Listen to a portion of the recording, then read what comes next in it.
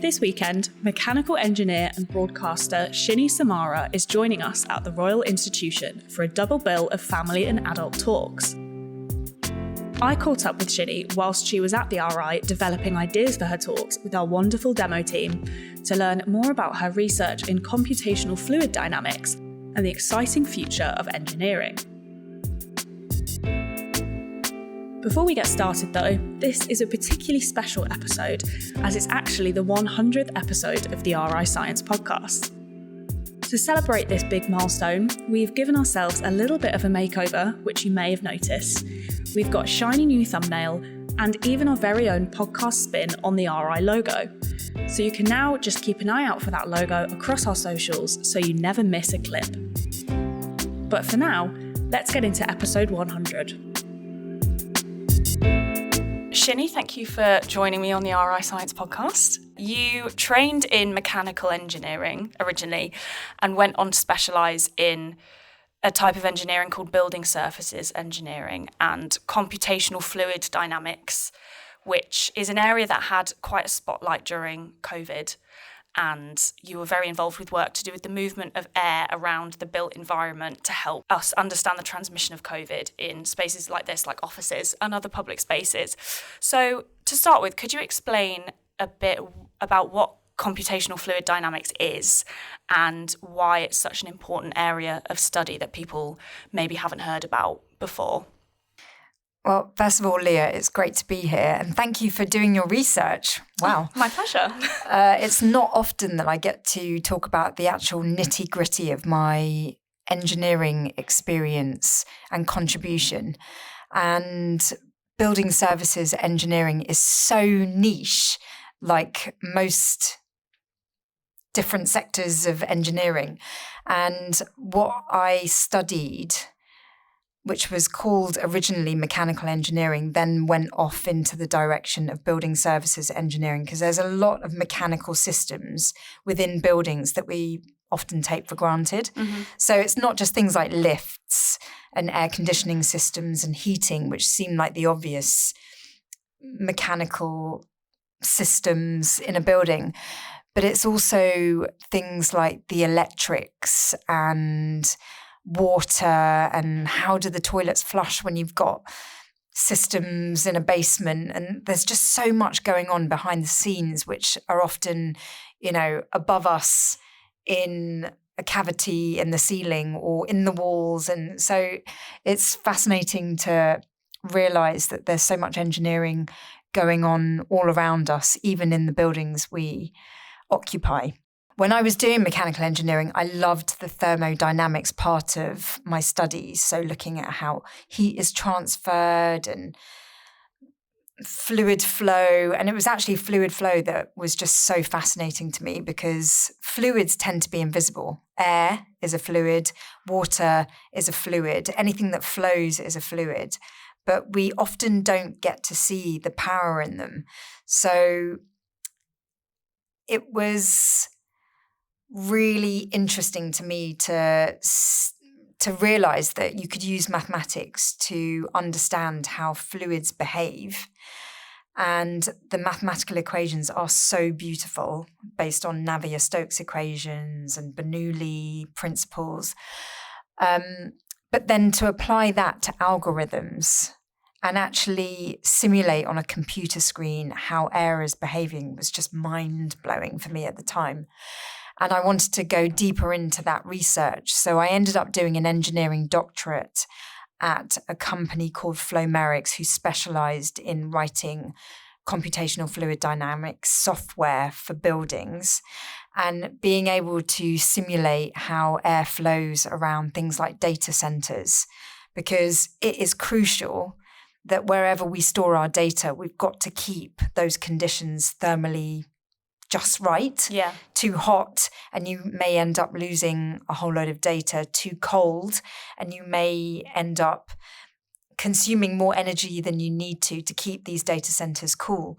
So the software at Flowmerics was designed to understand the fluid flow around situations like these data centers.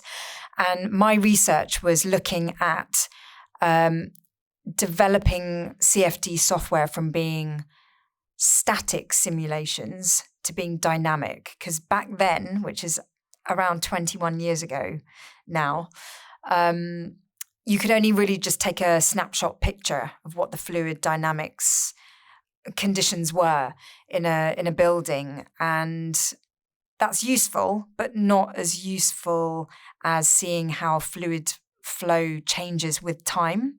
But for buildings, that introduces all kinds of complications because, for one thing, you've got the sun moving over a building, which has a huge effect on buildings. So there was a lot to study.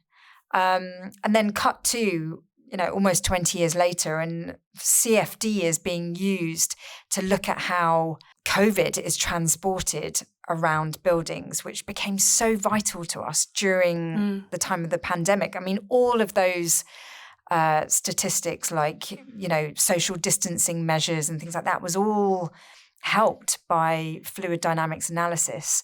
So it kind of made a resurgence. But when I was studying it and looking at CFD in buildings, it wasn't such a popular tool. It's very expensive for architects to employ those kinds of tools and engineers. So often it was more kind of rule of thumb.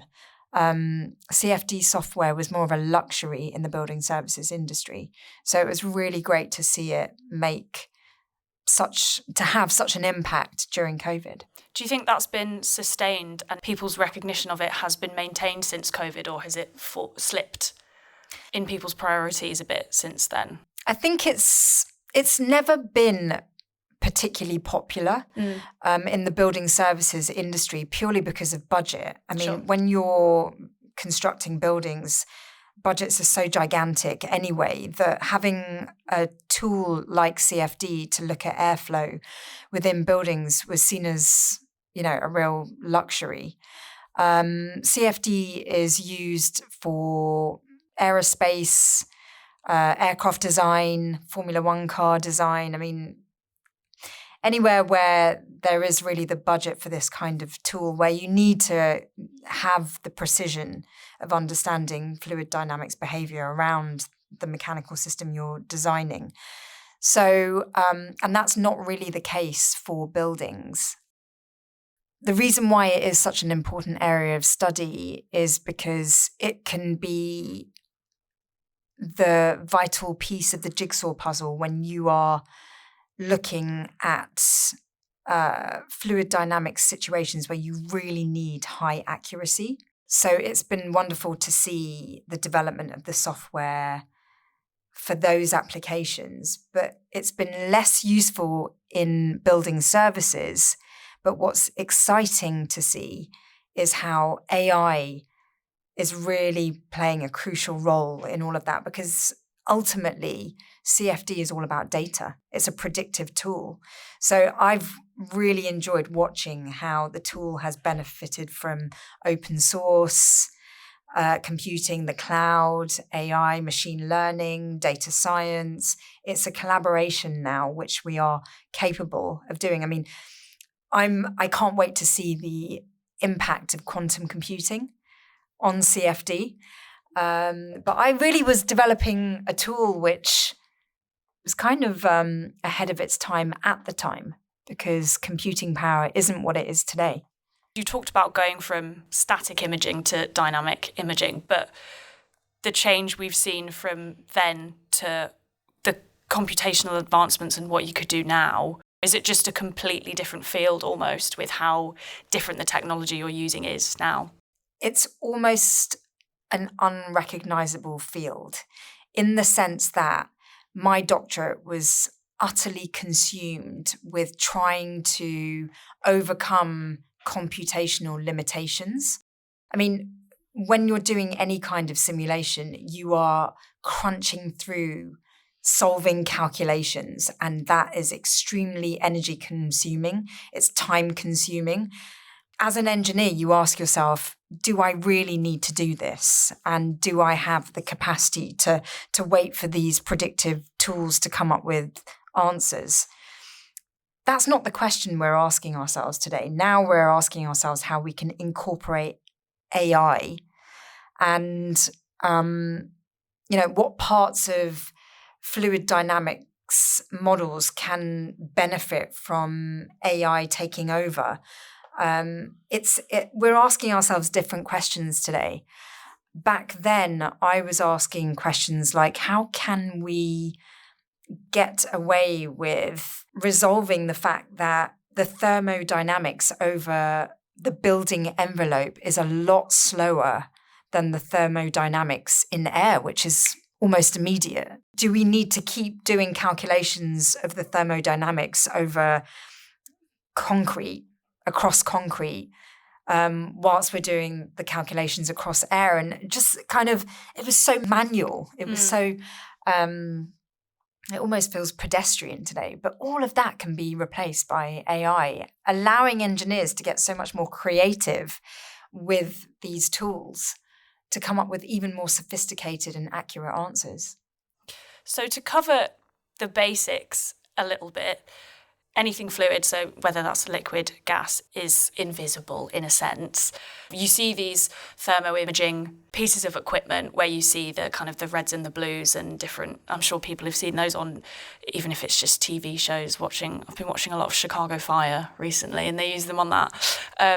But yeah, what does that process actually look like of those tools, and how do you go about identifying those fluid changes when you can't see them with a human eye? So, for example, the room that we are recording this podcast from is a simple room, very similar to the models I was building to develop the CFD software that I was working on. And so you would draw the model in something quite similar to CAD, computer-aided design, giving the dimensions. I would then input you and me. We are heat sources. At the end of the day, we would have red plumes rising from our heads as we release heat from our bodies. Probably the chairs we're sitting on would have red patches once we got up and left the room. If we had the window open right now, you would probably feel the cold air entering the room or the heat escaping from the window, and see the thermodynamics of that represented as vectors. If you wanted to look at a temperature simulation, you could represent it as colours. So arrows, colours, it was all really visual. But you would essentially on a computer screen represent what's happening in this room.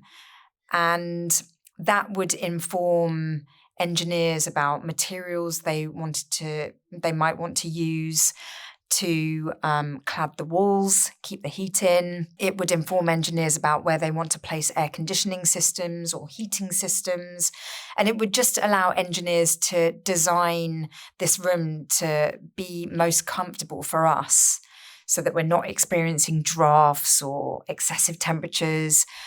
And it was always interesting to me because engineers would define the best environmental designs as environments where we don't complain about the conditions. If we're not complaining that we're too hot or too cold, we've hit the jackpot. We've designed a good system.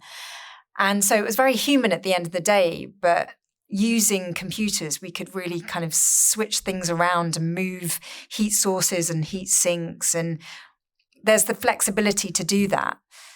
Before this computational tool, we would maybe create prototypes. Wind tunnels were often used to validate CFD models. I validated some of my work by actually taking measurements using sensors because I was modeling Earl's Court Exhibition Centre. And so actually taking empirical data and comparing it with my computational models. Today, using AI, we don't necessarily compare or create mock-ups, physical mock-ups. AI has a lot of data to learn from because we are constantly collecting data in different ways. And I now know from speaking with other scientists that about 70% of the data that's collected is used to teach AI to allow AI to learn.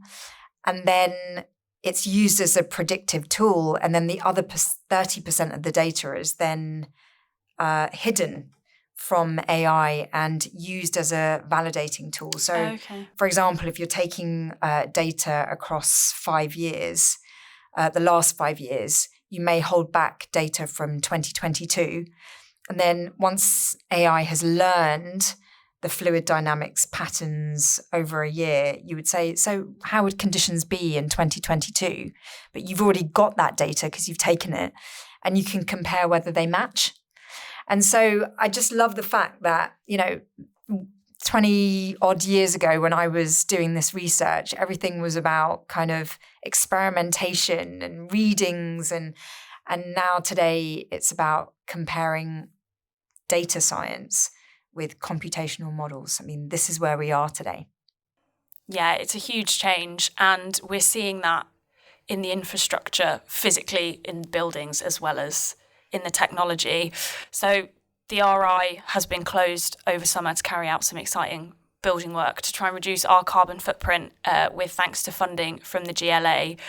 And when we're talking about trying to get to net zero or trying to reduce energy expenditure and adapting to physical changes as a result of the climate crisis, how has that been reflected in what we're doing in a practical sense? It's really difficult with a building like this to achieve net zero because there are so many limitations that aim to preserve the tradition of this building. I mean, it's a beautiful venue. Yeah. And it's not just conserving its heritage, but it's also about the limitations of space, an opportunity to update the building. I mean, for example, on the tube network, the London Underground, we often really struggle with keeping the underground cool. But because of the way the tunnels have been constructed, there is so much limitation in being able to put air conditioning systems in the tunnels, for example. I mean, there's just no space. And so engineers have to get really creative about how they do that. And I covered a story for BBC London where I was looking at a very ingenious cooling system at Victoria Station, because Victoria Station is one of the deepest stations on the underground. And it runs so deep that it's actually near an underground river. Wow. And so the idea of using that freely flowing cool water to actually dissipate heat from the tube network was just fascinating. But engineers do have to get creative. And I'm sure that with this building at the Royal Institution, you've had to get creative about how you work towards net zero. I'm sure there have been many challenges because the walls are so thick. I mean, this is considered to be a heavy building. Mm-hmm. It's made of heavy materials that retain heat, which is good for the winter, but terrible for the summer. You're right in the heart of the city. So even solutions like solar panels must be a challenge. The weather here in the UK is not the sunniest. How do you power a building like this sustainably? There are so many challenges, but the very fact that you are striving for net zero because it's not only an obligation, but also something that is so desperately needed during these times as we accelerate towards a more and more urgent climate crisis, it's great that measures are being taken. Your talks at the RI are coming up on the 1st of November, which is very exciting. And we'll get into what sort of things you might be talking about in a moment to give people a bit of a sneak peek. But we're celebrating our Discover 200 campaign this year, which is 200 years of Christmas lectures and discourses. So when we say it's an old building, it's that old. And multiple Christmas lectures over the past 200 years have focused on engineering. The first ever televised Christmas lectures about engineering were in 1966 on BBC Two by Eric Laithwaite, and he gave a second series of lectures in 1974. But the most recent series on engineering was in 2014 with Danielle George, and she was looking at 3 great British inventions as a kind of lens to look at engineering through. So she was looking at the light bulb, the telephone, and the motor. You've spoken a lot previously and continue to speak about a lot how the work engineers do flies under the radar a lot and maybe isn't that seen in the work that we actually end up seeing the results of. So using that method of what Danielle did in her lectures, if you could pick 3 objects or creations that transformed the world of engineering, it could be some of those 3 or it could be different ones. What would you pick? Well, first of all, it is so fantastic to know that engineering has featured here at the RI, because I think engineering doesn't get as much limelight as, say, physics or the other sciences. Yeah.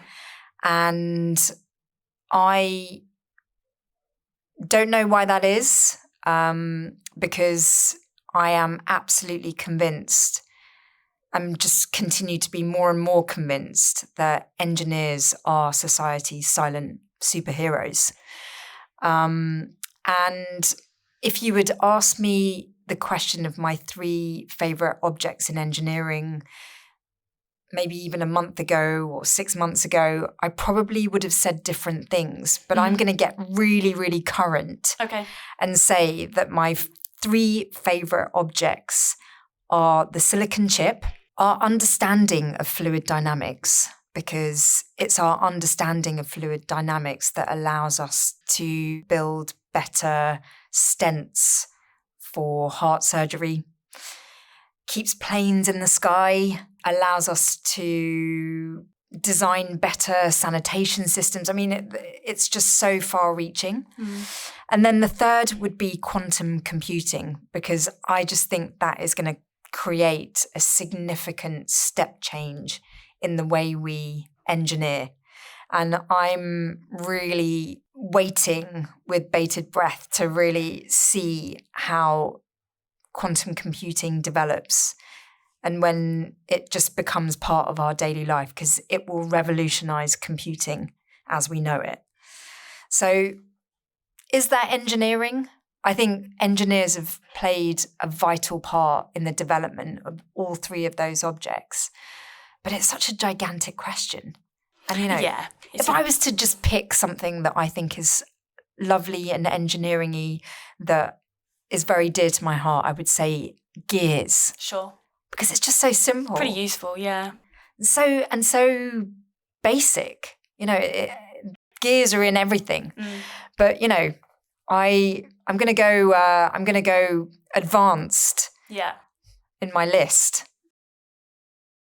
Your primary focus now is engaging people with engineering and drawing their attention to the role that it's played in our lives, whether people realise it or not. And you've written multiple books, you've done documentaries, you've made podcasts, and for me, most excitingly, you were interviewed by Philomena Kunk in the RI Theatre, which I just stumbled upon, and I was like, oh my God, that's work. She's at my work. So how was that, by the way? It was hilarious and kind of terrifying at the same time, because Philomena was just so serious in her questions. So deadpan as well. And I was trying not to laugh, but also really wanted to provide a decent answer. Yeah. You want to be the one to kind of outsmart her. Yeah, exactly. Outsmart her absolute ignorance. Yeah. And which is hard to do. Do you know, so many people have seen that. Yeah. And I really appreciate just how much she has done for switching people on to STEM. Because it's such a roundabout way of going about STEM questions. And she's very, very talented. How did that come about?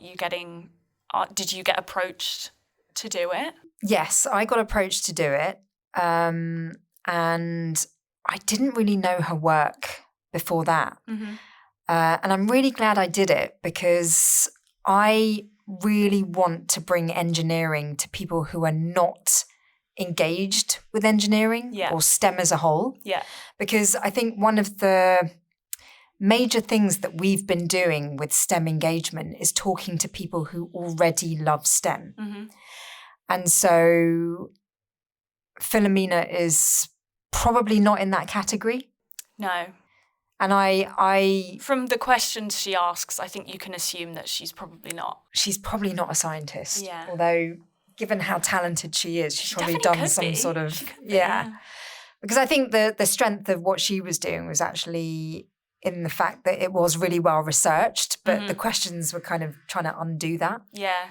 But yeah, that, along with many other things that I've done, has been something that I've concentrated on in my career, which is trying to widen participation in engineering. And I think my personal experiences in the engineering industry has been the driving force behind all of my public engagement, because as a qualified engineer, I felt like I was very much in a minority, and innovations and engineering solutions always benefit from diverse perspectives.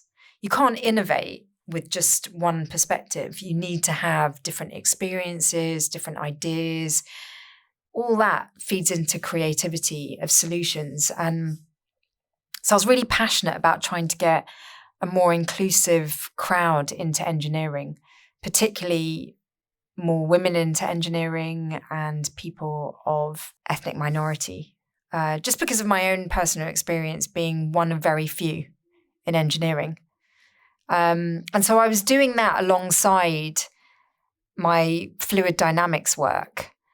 And it just started to take over, and then it became a full-time occupation to try and harness the curiosity and wonder of engineering. Because another thing that I was acutely aware of is the fact that engineering departments were closing all around the country. And during the Industrial Revolution, the UK was leading when it came to engineering and technology and innovation. And that's not so much the case today. So we do have a skills gap in the UK. We don't have enough engineers. And so I've been really determined to do my bit to change that. Did you find that difficult, making the switch, fully committing to the engagement side and having to stop being a practicing engineer yourself? When I ended up in engineering communication, I had no skills to communicate.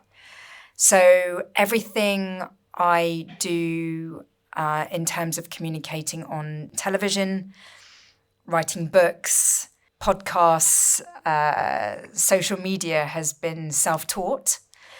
I was actually an extremely shy introvert when I was doing my engineering. So I really had to come out of my shell. And I wanted to do that because I felt like if someone like me isn't speaking up for themselves, then I couldn't hope to represent for, future engineers. So I felt I did need to pick up those skills. I also think it's really important for engineers to be able to communicate. It's not enough in this day and age to just do the engineering, particularly if you do care about nurturing and encouraging the next generation of engineers. So I felt like it was a duty. It took me years to be able to feel comfortable on camera. And I've learned a lot writing books. I'm in the process of finishing my 8th book right now, so it has been a learning curve. And social media is a whole different beast. Oh, yeah. Compared to television. So it's taken a while.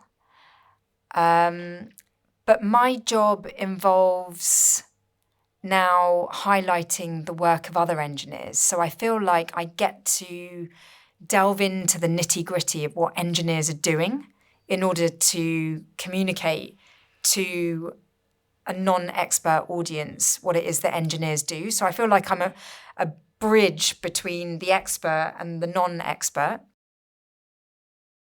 You mentioned how you personally have felt underrepresented within the engineering community. Have you found that the diversity you've seen within the field of engineering has changed during the time you've been in it? I've seen an increase in the awareness of the importance of diversity and inclusion in engineering. I haven't necessarily seen an increase in the actual numbers. In fact, if anything, there's been a decrease. And I don't understand why that is, because so much effort has been put into trying to diversify the industry. It's been really encouraging seeing incredible people speak up for the engineering industry. I know that many institutes have been doing a lot to highlight underrepresented engineers, and that's been lovely to see. I think what's massively missing when it comes to engineering is the engineer's ability to humanize engineering, because I think many people who don't know much about engineering think that engineering is very kind of nuts and bolts. It's not very touchy-feely. Yeah. And my experience of engineering is that engineers really care. You know, they're there finding solutions to challenges because they really care about others. And it doesn't get more human than that. So if we're able to communicate why we're doing the engineering, I think that will inspire more people than seeing diverse faces. Because at the end of the day, it doesn't really matter who's doing the engineering. It matters that we're doing engineering in the first place. And I know that underrepresented people hate being sort of mascots for diversity and inclusion. They just want to get on with doing the engineering. They want to get on with doing what they love. And I'm assuming you'll very much be sharing your enthusiasm in your talks here at the RI, which when this comes out will be in just a few days' time. Something you will be talking about is engineering as a driving force behind a lot of innovation. So that's things from renewable energy to AI and a lot of the things in between. So how is engineering playing a role in tackling some of these huge scientific questions? Engineering is pivotal because engineering as a term is both a blessing and a curse because it's so broad, which is the curse bit, but the blessing is that it's so broad. So engineering encompasses design and creativity, but also the technicality and the expertise and the skills required for that. You know, using your hands, getting stuck in, rolling your sleeves up, but also the knowledge and the physics. And so I hope my talks can encompass all of that. I am doing 2 on the 1st of November, a young person's talk, and I hope that it's going to be fun and interactive and everyone can get involved and just have their minds sparked with curiosity and wonder for engineering and principles of engineering, whilst also creating, and it's going to be a real laugh, I hope. That's the plan. And then the other talk is for grown-ups, where we'll be talking about the latest engineering and how engineering is involved in the most exciting technologies of our time. So, quantum computing, nuclear fusion, AI, tackling climate change. I mean, the most pressing challenges we face today, and the most exciting opportunities for advancement and progress. We are really living in very exciting times. We often are scared about what's going on in the world at the moment, but engineering provides so much hope if you use engineering for good. You've said before and kind of insinuated just then as well that engineering is the most exciting profession to have at the moment. Do you have a specific piece of research that you've seen recently that has got you particularly excited about what it could end up doing, or even if it's something that doesn't necessarily have a direct world-changing application, just something that has made you super, super excited about how cool it is? Do you know what? Because I am right in the midst of writing my next book, I have come across so many incredible innovations that I couldn't possibly single one out. So what I will say is that I am so excited by the cross-pollination of disciplines right now. Mm-hmm. That for me is what engineering is all about, because as an industry, we are so open to expertise. Engineering is so much about collaboration, being open to different ideas from different sectors. One that springs to mind is when evolutionary biologists who are studying how hummingbirds hover are giving inspiration to mechanical engineers who are wanting to design smaller drones. And it's like, combining expertise to take innovation in different directions that we just don't foresee. And, whether that's developing AI to incorporate neuroscience and, quantum computing, taking inspiration from the cosmos. There's just so much opportunity for cross-pollination of disciplines, and I think that's what excites me the most. And I just see it across so many different fields, from biology to chemistry to physics. I mean, it seems limitless. Well, I, for one, am very excited to hear you talk more about this. Links to tickets will be in the description of this episode. Come and join us. But until then, Shini, thank you so much for coming on the podcast. Thank you so much.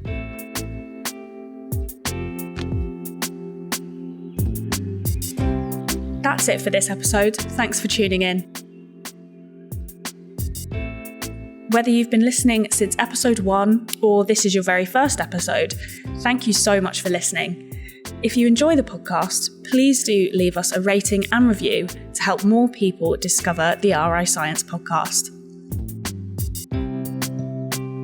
Check out the links in the description to book your tickets to join Shini on Saturday, and we'll be back with episode 101.